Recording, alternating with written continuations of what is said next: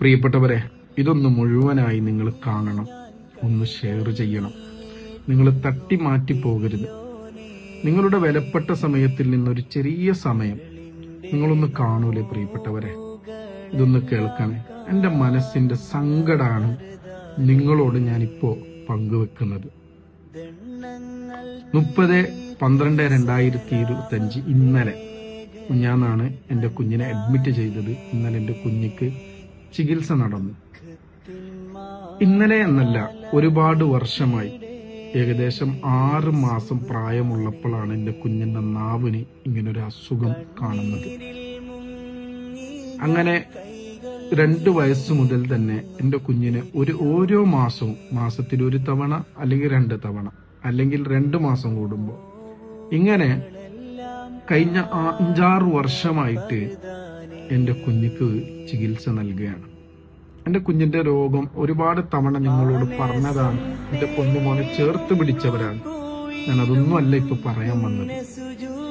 പടച്ച റബ്ബ് ഇഷ്ടമുള്ളവരെ പരീക്ഷിക്കുമെന്നതിൽ യാതൊരു സംശയമില്ല. എല്ലാം തന്നത് റബ്ബാണല്ലോ. നമുക്ക് നമ്മുടെ മക്കളെ തന്നതും റബ്ബാണല്ലോ. നമുക്ക് ഈ കണ്ണും കാതും ചെവിയും നമുക്ക് കിഡ്നിയും എല്ലാം സംവിധാനിച്ചത് ഞങ്ങളുടെ റബ്ബ് തന്നെയല്ലേ, ദൈവം തമ്പുരാനല്ലേ, അല്ലെ? ആ റബ്ബ് പരീക്ഷിക്കുകയാണ്. എന്റെ കുഞ്ഞ് ദുസ്വഭാവി ആയതുകൊണ്ടോ അല്ല എന്റെ കുഞ്ഞ് എന്തെങ്കിലും കഴിച്ചതുകൊണ്ടോ അല്ല ഈ രോഗം വന്നത്. അത് പടച്ച റബ്ബിന്റെ വിധിയാണ് എന്ന് വ്യക്തമാണ്.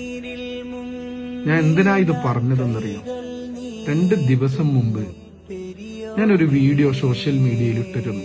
ഒരു കുടുംബത്തിന് സഹായ അഭ്യർത്ഥനയുമായിട്ടാണ് ഞാൻ ആ വീഡിയോ ഇട്ടത്. ആ മനുഷ്യന്റെ അവസ്ഥ കണ്ടപ്പോ ശരിക്കും ഞാൻ ആ വീഡിയോ, അദ്ദേഹത്തെ സന്ദർശിക്കാനാണ് ഞാൻ അവിടെ പോയത്. സുല്യയിലുള്ള പ്രിയപ്പെട്ട ഈ വീഡിയോയിൽ കാണുന്ന പ്രിയപ്പെട്ടവനെ,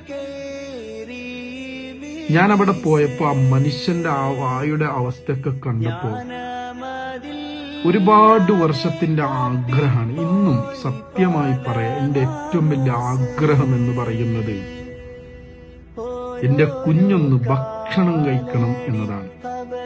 എന്ന് പറഞ്ഞാൽ നമ്മുടെ എല്ലാ മക്കളും ഭക്ഷണം കഴിക്കുന്നത് പോലെ എരിവുള്ള രുചിയുള്ള ഭക്ഷണം എന്റെ കുഞ്ഞ് കഴിക്കണം.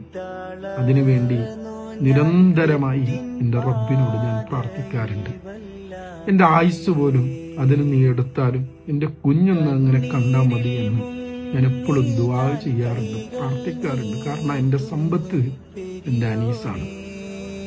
ആ കുഞ്ഞ് ഭക്ഷിക്കാതെ ഞാനൊക്കെ എന്റെ വീട്ടില് നല്ല ഭക്ഷണം കഴിക്കും. എത്ര അസുഖമാണെന്ന്, സങ്കടമാണ്